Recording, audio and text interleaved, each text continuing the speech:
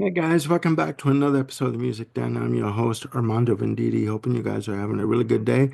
And above all else, that you are looking after yourselves and one another. Ladies and gentlemen, I want to welcome you back to another episode of New Music Discovery.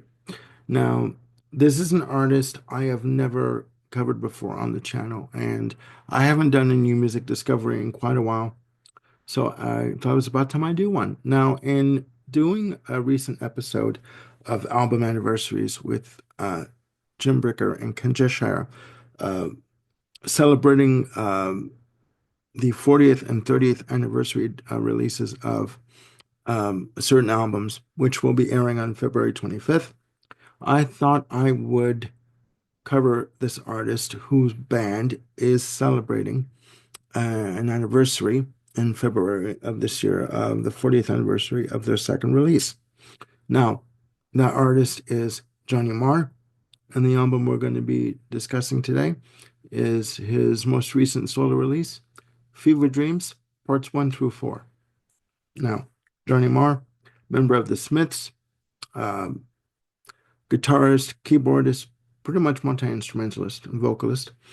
Upon reading up on the Smiths, just a little side note, I was surprised to find out that the Smiths have only released four solo albums during the lifespan of their time together. And in a recent interview that I watched with Morrissey, conducted by Larry King, this was done about, I'd say about 7 or 10 years ago. The question of would there be a Smiths reunion, Morrissey commented no, due to the fact that while all four members of the band were together as the Smiths, they weren't really that good of friends. So the idea of doing a one-off album or tour has never even come up, and I don't think it would ever come up. So, but I digress. Now, getting back to Fever Dreams parts 1 through 4, and going forward, I'm going to be referring to the album as Fever Dreams. Okay? Fever Dreams was released on February 25th, 2022. The album was produced by Johnny Marr and longtime collaborator James Doviak. It was recorded at Crazy Face Factory, released through New Voodoo Music under license to BMG Music. It is his follow-up release to his 2018 album called The Comet. Has a playing time of 73 minutes and 33 seconds, so quite a long album, 16 tracks in total. Upon release, the album reached number 4 in the UK charts, and yeah, and it also, sorry, charted high on the Australian charts. Now, playing on the album, as I go down through my notes here, you have Johnny Marr on vocals, guitars, and keyboards, James Doviak on guitars, keyboards, and vocals. I hope I say his name right. Iwan Gronow on bass and vocals, and Jack Mitchell on drums. Now, from what I've read, James Doviak, again, who does guitars and keyboards and vocals on the album, is a longtime collaborator of Johnny Marr. Now, in terms of the album, it was recorded during the pandemic, so where everything was shut down, and it was during a time where everyone was basically told to stay home and don't travel unless you're a government official. You can do whatever the hell you want. I won't go into that. So that's where the idea for these songs was born. Um, Originally, it was going to be released as four EPs, four tracks per EP. And at first, the first two parts were released as EPs in late 2021 before the album was released in its entirety as a complete album release in 2022. And when you look at the track listing, it is separated into part one, two, three, and four. Four tracks per section. And in terms of Johnny Marr's style, first of all, after leaving the Smiths, he was a brief member, for a brief time period, sorry, a member of the Pretenders. He's also done work with a lot of session work. He's done work with the Pet Shop Boys, most prominently. He was featured on their album Release, featured on the track Home and Dry, which was a single. did some brilliant guitar work on that album. Also, he formed a side project with Bernard Sumner of New Order and Joy Division fame, a side project called Electronic. So he's been pretty busy. And as I said, this is his fourth solo album, and he has released a greatest hits release in 2023. Now, in terms of his musical style, as I started to say, he is listed as indie pop, indie rock, jangle pop, alternative rock, and post punk. Okay. I'm surprised that electronic or dance artist isn't put in there as a genre. But you know what? I'm not one to gossip, so you didn't hear that from me. Now, in listening to this album, again, 73 minutes and 33 seconds, can you sit through this album in one listen? If you're a marathon listener like myself, possibly or probably. If not, the fact that it's divvied up into four sections or four parts is a good thing because there's a lot on here. Now, it starts off with a dance-oriented track called Spirit, Power, and Soul. Uh, I should say too that I hope I don't make the camera move. I should say also that most of these tracks, in terms of playing time, range between the 3 minutes and change mark to 5 minutes and change. So, you know, average playing times for the tracks. Again, Spirit, Power, and Soul, a dance-oriented track, strong guitar on this track, as is on the album. Now, I should say too, before I get into this, Johnny Marr um, is primarily a guitarist, okay? And even though on this album he may venture off into different genres and different, musical ideas, the guitar is always there. It's always prominent. It's always in the mix. It's not buried in the mix at all. And he is fantastic as a guitarist. Beautifully done, wonderfully executed, just brilliant, if I dare say so.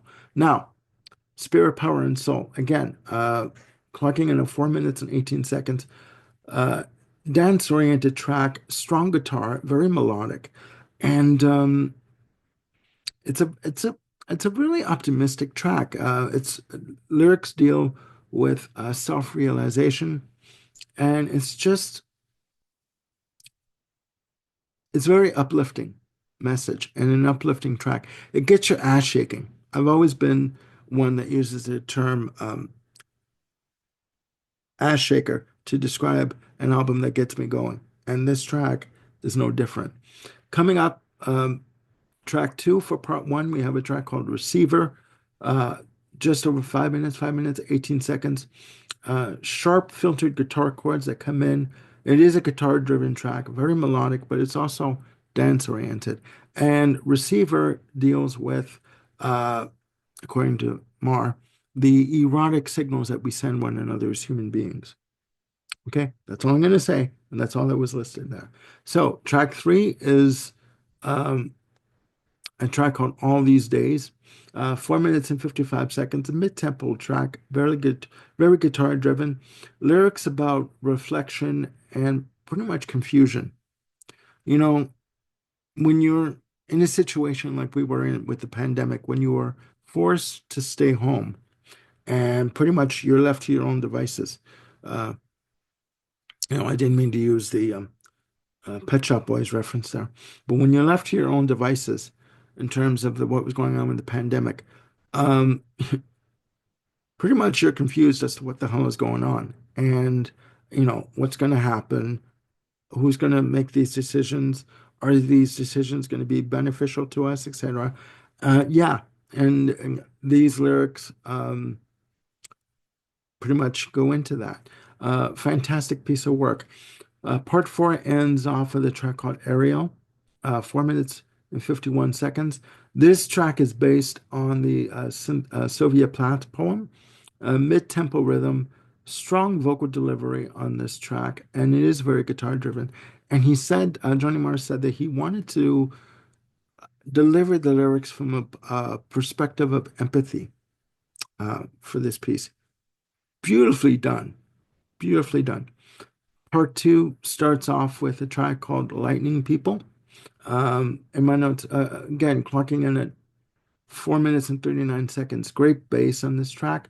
From what I hear, in terms of the keyboard use, I hear almost what I call Mellotron-esque synths on this track. Beautiful acoustic guitars on this track. He does a lot of acoustic guitar work on this album, whether it's for like done on basis of like flourishes or full out use of guitar like throughout the whole track. But he does it brilliantly. And I also got to say too, Johnny Marr is a vocalist, completely underrated, completely. He has a mid-range in terms of his vocal delivery, but he can harmonize and he can deliver a vocal like no one's business. And I think although he is well known for his guitar work and his impeccable playing, I think he should be mentioned more as a vocalist. And I don't think he gets that credit, which, goes for a lot of guitarists or multi-instrumentalists and musicians these days. But yeah, and it comes through on this album. All right. After Lightning People, we have a track called Hideaway Girl, one of the shorter tracks, 3 minutes, 25 seconds, more rock oriented, more percussive drum pattern, and a lot of use of guitars, like guitar textures, like almost like a backdrop for the track, right? Uh, Next up is a piece called Sensory Street, 5 minutes and 18 seconds. Uh, in my notes, I have your ass shaking rhythm, wall of synth textures that come in, and very percussive, right? Beautifully done, beautifully executed. I don't want to say techno. Techno, in terms of his type of music or style, isn't a proper way, isn't a good description or an accurate description. But, it's very percussive, this piece. Next up is a piece called Tenement Time, 4 minutes and 18 seconds. Uh, Pretty much a guitar-driven track. Use of feedback on the guitar. It's like a not heavily so, I wouldn't say like Jimi Hendrix kind of thing, but he uses feedback as like little accents here and there. And he does some great soloing on this piece. And Tenement Time is lyrically deals with, how can I put this? When you're a child or an adolescent and you know, spend the day outside, like in the summer, or even whenever you want to go out, and mostly in the summer, I would say, like on a Saturday or Sunday afternoon, and you're discovering places like bridges or like old apartment buildings, and you basically just, it's like a new world of discovery for you, right? New experiences uh to live through, right? And this track is more of a reflection of that, like looking back on it, on your teens, or, and just sort of uh, remembering and enjoying what you remember, going through your memories and enjoying what you're remembering. That's part two. Part three starts off with a piece called The Speed of Love, 5 minutes, 44 seconds, mid-tempo piece. A lot of use of guitar textures, bathed in synths on this track, a lot of synths used. And out of all the tracks that are on this album, the 16 tracks, this track to me is one of the more, as I rock the camera again, I'm sorry, one of the more Smiths, I call it Smiths-esque. And the one track that reminds me more of the Smiths than any of the tracks on the album. Track 10 is a piece called Night and Day, 4 minutes and 54 seconds, up-tempo rhythm on this track, really bass-driven, good melody, and to me, it's a song of optimism. That whatever you're going through at any particular time in your life, there's always something new that's gonna come around and be with you. You know what I mean? And give you a new experience, right? So it's fantastic. Um, Track 11 is a piece called Counterclock World. 4 minutes and 6 seconds. Up-tempo beat on this track, really good bass-driven piece. A lot of use of acoustic guitars, or I should say acoustic guitar flourishes. Okay, but as I said before, there's always guitar on his tracks.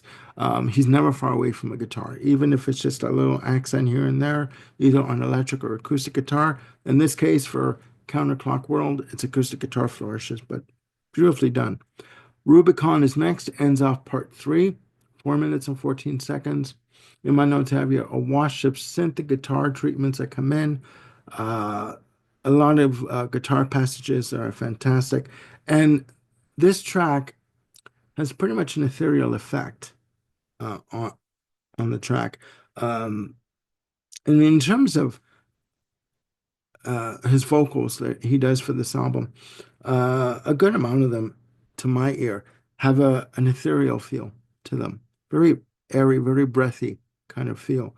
And the ethereal is the only way I can describe it, right? But beautifully done. Beautifully done. Now, part four starts off with a track called God's Gift, track 11, clocking in at 4 minutes and 6 seconds, mid-tempo track, really guitar-driven, rock-oriented piece, and really prominent bass on this track. Great. Track 14 is a track called Ghoster, 4 minutes and 10 seconds. What I like about this track is it starts off with a trip hop drum pattern done live. Um, it would have been easy just to, program a trip hop drum track and use that, but the drum pattern that to me sounds like trip hop is done live in the studio, which is great. It's fantastic. Um, Use of heavily distorted bass on this track, and to me, it's another track that's an ass shaker. You know, track 15 is a track called "The Whirl," clocking in at 3 minutes and 44 seconds. Fast-paced tempo, really bass and guitar-driven track. Treated vocals. I don't know. Um, Obviously, the vocals are being put through a filter of some kind, and the lyrics for the track "The Whirl."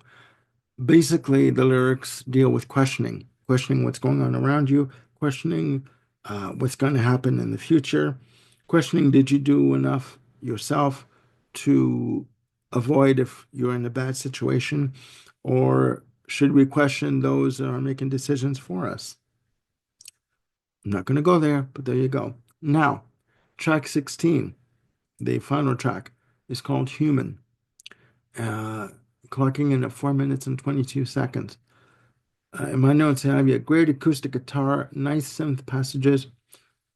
Um, and the lyrics are dealing with, in my opinion, lyrics of they're dealing with the what we know as the human experience.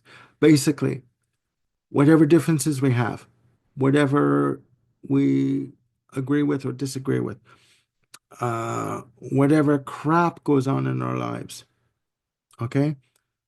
In the end, we are all human beings, okay?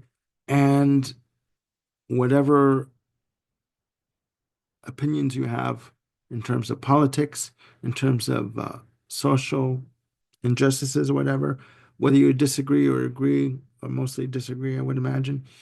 At the end of the day, we are all human, and that's what this track is talking about. So there you have it, guys.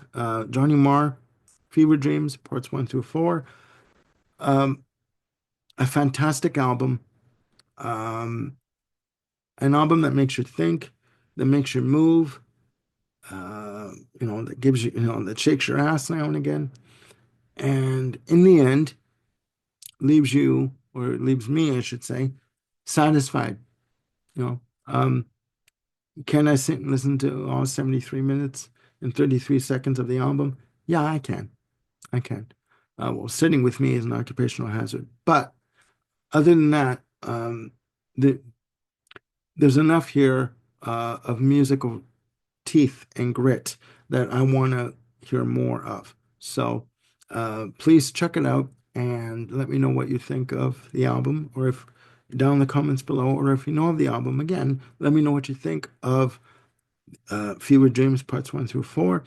And yeah, I really would like to get a dialogue going on this, right? So that's it for now. I will be back with more shows with Jim Brecker, Bill Schuster, and Ken Cheshire. And I'm going to be doing more videos on my own as well. So please look after yourselves and one another. Please click like and subscribe and hit the notification bell to keep yourselves on top of any new content I've got coming up. And I will see you soon with more videos. Bye for now.